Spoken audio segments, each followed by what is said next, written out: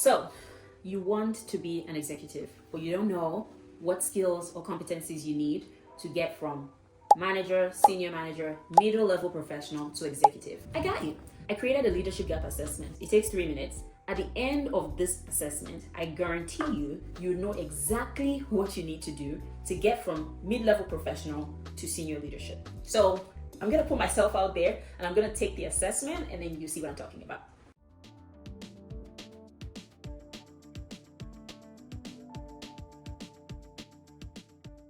Alright guys, let's take my leadership gap assessment. First of all, do not say anything about the number of tabs on my page. If you know, you know. Alright, so the first thing you're going to do is come here to my free resources and videos. And you can see it right here. Take the leadership gap assessment. Let's go. So it'll open up a type form. As you can see, it takes 3 minutes. It's a very quick assessment. It will help you pinpoint the hidden leadership gap keeping you stuck in mid-level. You'll be able to identify your top strengths and the most urgent growth edge, and you can get practical next steps. So it doesn't just tell you, hey, this is the gap. It also tells you what are the things that you need to do to close that gap. You ready? Let's go. Start assessment. First question. During a meeting where a key decision is being made, you tend to, now, I'm going to be answering this as my current self. 1 year ago or 2 years ago, I probably would have said, stay quiet unless you're directly asked a question. But nowadays, I would often speak up and offer a clear point of view and ask thought-provoking questions because I know if you are not visible, nobody's going to take you seriously. Next question. When people talk about you at work, you assume I'm not sure. I feel like people see me as a strategic contributor, but I haven't done a 360 recently. I'm just going to say C because I'm not sure. When asked to present your team's work to senior leadership, you tend to, and so I do nowadays feel confident because I know what value I bring to the organization. You've just completed a big project. How do you ensure your contribution is recognized? I'm somewhere between B and C on this one, and it's by choice, so I'm just going to answer honestly and say B. When you think of where your career is headed next, you mostly feel, yes, I am a coach, and I'm here to help you become an executive. So the answer for me is C. 6. When you're in the spotlight, whether it's high-stakes meetings or you're called on and unexpectedly, you tend to pause, then speak with clarity. You've learned to trust your voice. Freeze for a second, then ramble or downplay what you really want. Share something but replay it in your head for hours and wish you said it differently. B and C used to be me. Nowadays, I'm an A.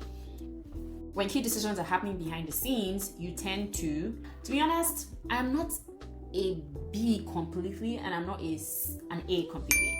Most of what I do these days is intentional. I'm going to say A because I've built relationships, but I'm very intentional about the relationship. So I'm actually going to say A.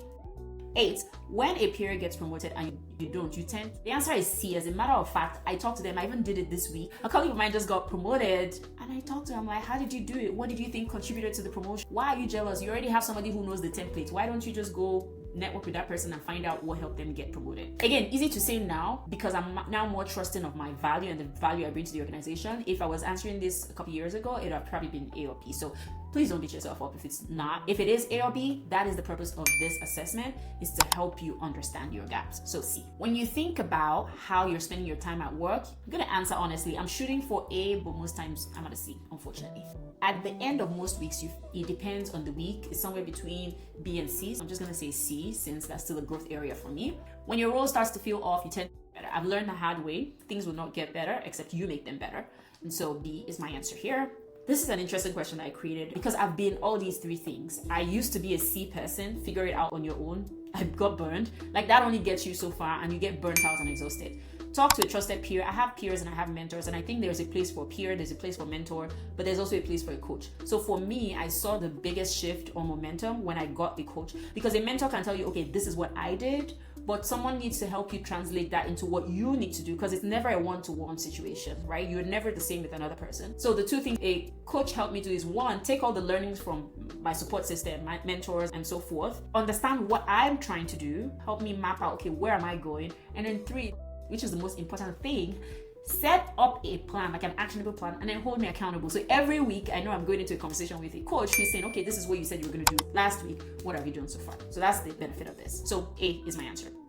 13, when it comes to long-term strategy, this is an area I really need to do better at, which is strategy. I tend to be a little more reactive than I would like to. So between A and B, Honestly, let me just say B, because this is an area I'm still working on. When faced with a decision that's outside your exact job scope, and most times I do C, I want to get to A. As you can see, we're all growing. So I'm not perfect, you're not perfect. I don't think anyone is perfect. So this is also another growth area for me. And this is a benefit of this assessment because it helps you to talk to yourself and identify, okay, yeah, this is an area I'm still growing in. So as you can see, I created this assessment, but taking it now, I can see that I have a lot of growth opportunities.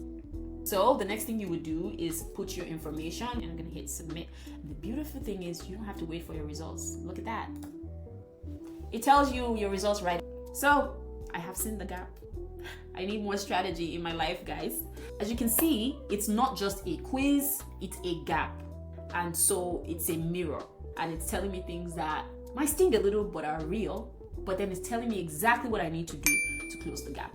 This is quantitative data that you can use to get yourself to the next level of your career. If you would like to have a conversation about your results, take the assessment, reach out, and would understand how I can best support you. I guarantee you, through a 30-minute conversation, you have a better understanding of your results and a better understanding of what you need to do next to get that role that you're looking for.